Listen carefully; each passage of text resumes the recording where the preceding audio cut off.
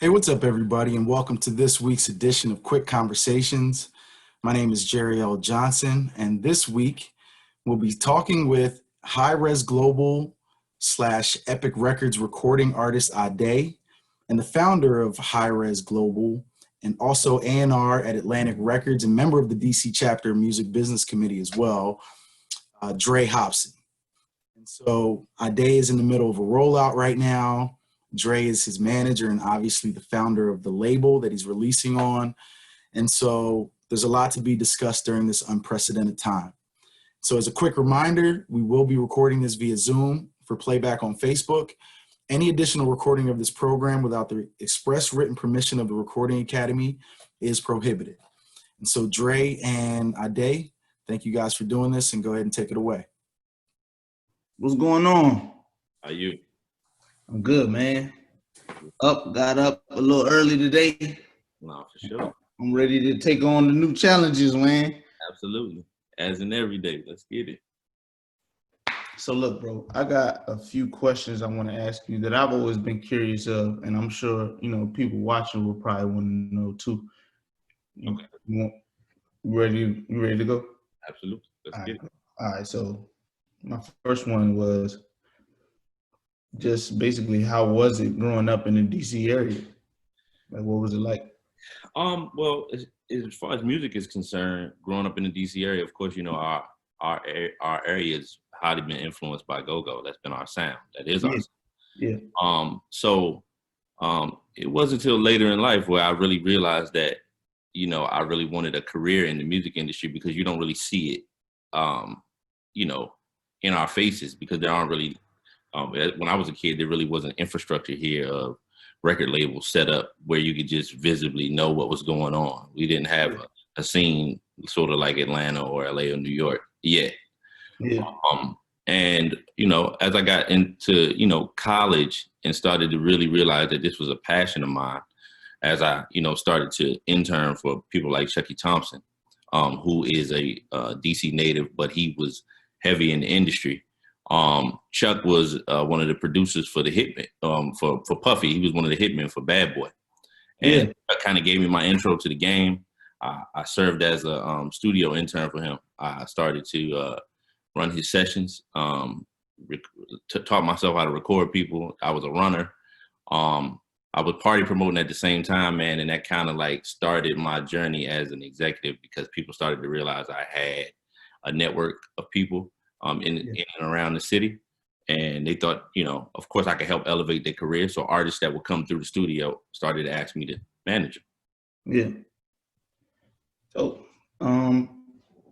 what would you say inspired you to be like, okay, I want to be a manager now. I want to be in the music industry and do this full time. Like, what was like the moment, or what was the thing that like really clicked for you that made you say, yeah, this is what I'm going to do? I think access and realizing that something is attainable always, it sparks motivation and inspiration. So me being around it and me being close to people who I can see, plaques on the wall, and going to the meetings, and going up to New York, going to LA, and actually, seeing these people, touching these people that I've heard about. Yeah. Made me realize how close I was to it. And, you're just that one thing away from being an overnight success. Yeah. And I think the chasing that was an adrenaline rush. And as well as, when you have those small successes, it make you realize like, man, I can actually make this happen. And for me, when I got started managing people, it was the infancy of social media, it was still MySpace days, and the blog game was heavy. Yeah. So it would just be like, my thing was always tracing steps of people I saw that were successful. And it's like, okay, what path did they take? And when was the first time that, by doing a lot of Google searches, when was the first time this artist hit the blogs? And I just would try, based on, what an artist's DNA looked like to me and who it aligned with, I try to follow that path. Like, okay, I need to make a relationship with this blog, make a relationship with this editor, make a relationship with this radio station, and just try to, repeat success stories that I saw in and around the country in our area. Yeah. So No, I you think that was that's a great point, because I know for me as an artist, like I always was, coming up, I always was singing. My family was like very Christian based. So there was a lot of gospel music playing. So I always was good with melodies and that sort of thing, just from that foundation. But the rap part, it didn't become real for me until I seen the people around me doing it okay. on a regular basis. So that kind of it brought it home for me. Like, yo, I could try this too. My homies are doing it. And by you saying that, it's kind of like the same thing for me. Like the people around you doing it kind of brought it home and made it seem like it's a I real. think seeing it in real life as opposed to on a screen in a distance, it makes you feel like it gives you the confidence that I can do this too. Yeah. You're seeing somebody do it right in front of you, and it just gives you that jolt of, man, let me try this because I'm seeing it. Yeah, for sure. Yeah. Which is another reason why it's always good for artists to be around the people, touch the people. Yeah, for sure. Like, go back to your hometown, go to the neighborhoods, pull up and just inspire people. So once they can touch you and feel you, it brings it home. Yeah. Yeah. Here's another question I had. Every artist is different, have different backgrounds and upbringings, and are comfortable and uncomfortable with different situations. How do you deal with the different personalities? I think, especially with right now, being that we're going through a pandemic, it is key for artists to be able to be authentic and as genuine and as original as possible. So really, you got to learn how to take a person's strengths and weaknesses and turn them into a positive. Yeah. So it's now, I think life has been changed forever. At least for the near future, it's been changed forever. So a lot of getting face to face and getting in intimate settings with your fan base is going to be, eliminated for some time. Yeah. So I think that, trying to create personality pieces, trying to get ahead of things with artists. If you know an artist is a last minute type of person, if you know he's not an early riser, you got to like try to can content and assets. Meaning, like, I know the 4th of July is coming, and we can't just readily move around and get into places. Even Memorial Day is coming soon. Like, so if I know I want to have all my artists post something for their fan base for Memorial Day based on who they are, we got to try to like set that up in advance, because it's all about content at this point. And some people are stronger than others of being creative and creating their own.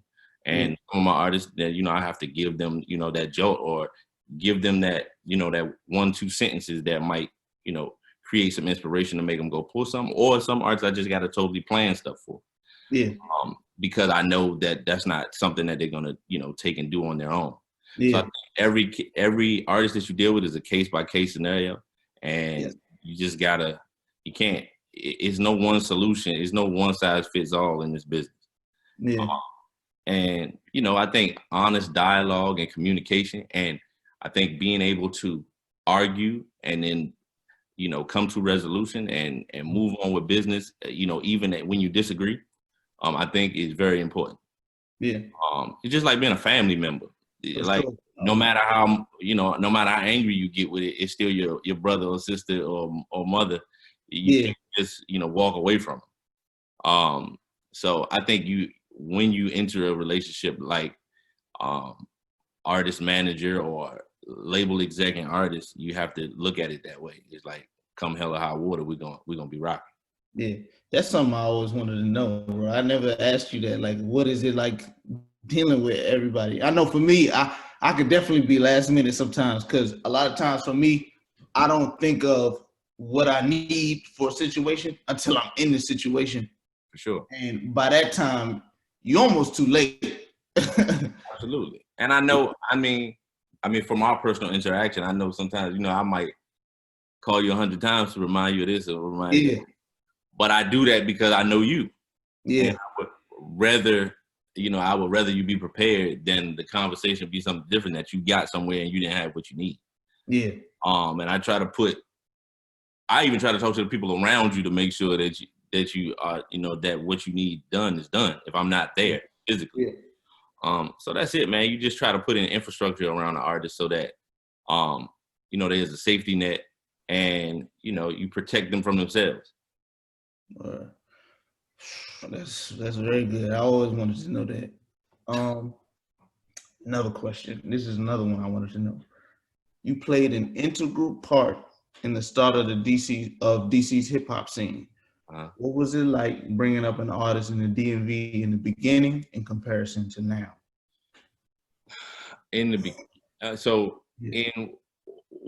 I can't say it was the actual beginning because there's always been some sort of a hip hop scene in the DMV long before I came along.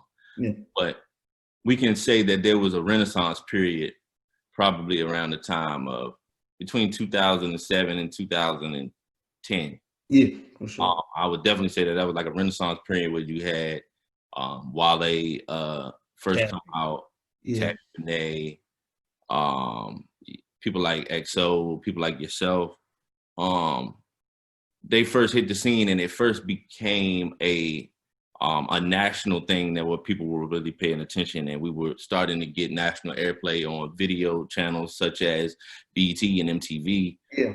And not that had never happened before, but to have multiple artists doing that at the same time and radio stations locally showing support, it was like a second coming of what had happened before. Because of course, previously we had artists like Nonchalant and Stinky Dink, and you had Junkyard Band signed to Def Jam in the 80s. So I never want us to act like we started something, because we didn't start it, but we made a resurgence. Yeah. So around that time, that Renaissance period that I speak of, it was a lot different than it is now. Because once again, it was kind of unheard of at that moment.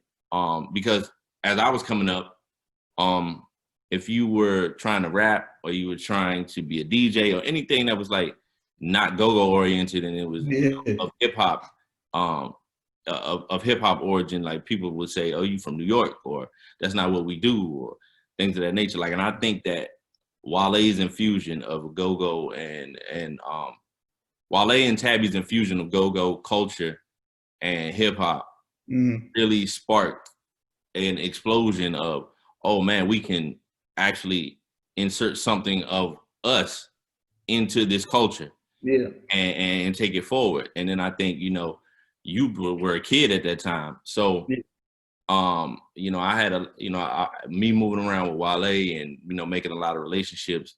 It made it easier for me to kind of catapult you into the ranks of people who were being heard like pretty quickly.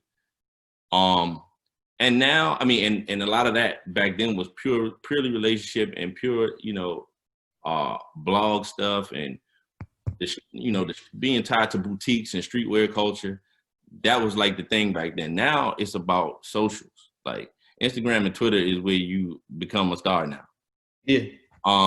So where everything was, can I get on this blog? Now it shifted to, can I get on these IG properties?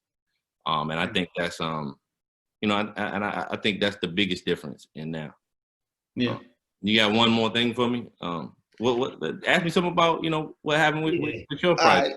So I just dropped the EP. What You Doing After? Yeah. Out now. We had our plans, bro. We had things we wanted to do, events, other videos we wanted to do. Just things we wanted to do out in the open with people. For sure. With the situation now, let's put a damper on that. And we've been able to adjust. What were some of the things, I know we could both talk about this, what were some of the things that we did to adjust the rollout? Well, I think, from my standpoint, my biggest thing was to help keep you, because it could be a psychological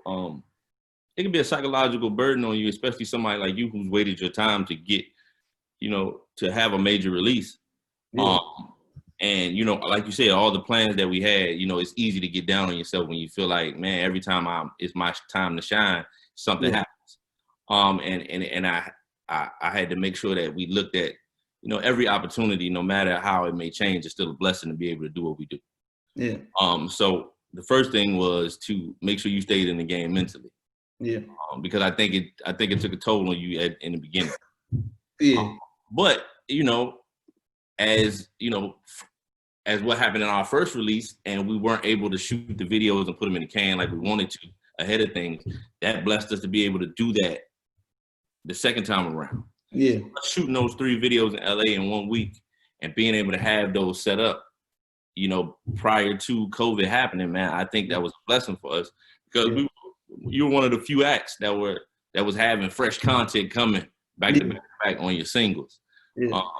And I think that was great, man. And I was glad that, you know, we were still able to put a couple rogue pieces of content together that actually, you know, hit these other platforms like we talked about, like hitting academics and hit our generation and things of that nature. Yeah. And, you know, shout out to the team at Epic for being able to, you know, hit a moving target and, you know, take our ideas and run with them and bring them to life.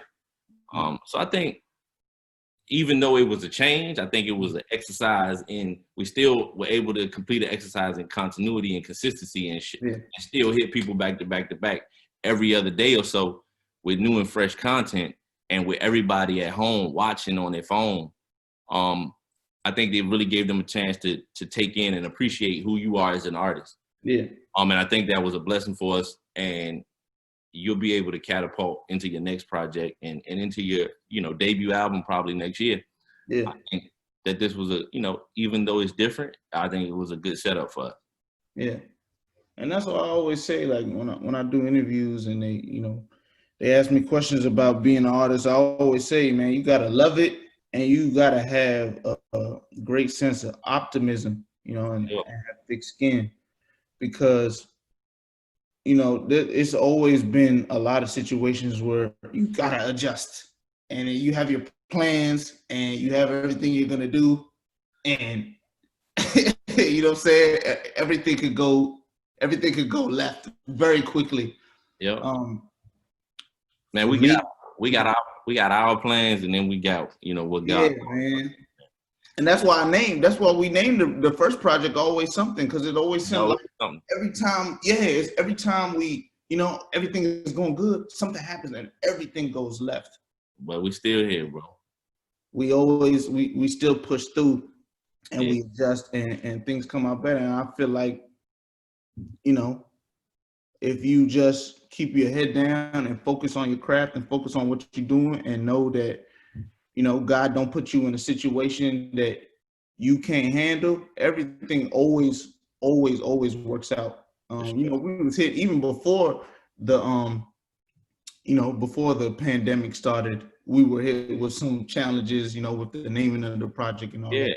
But I always feel like that's for a reason, and it turned out it turned out great. Better.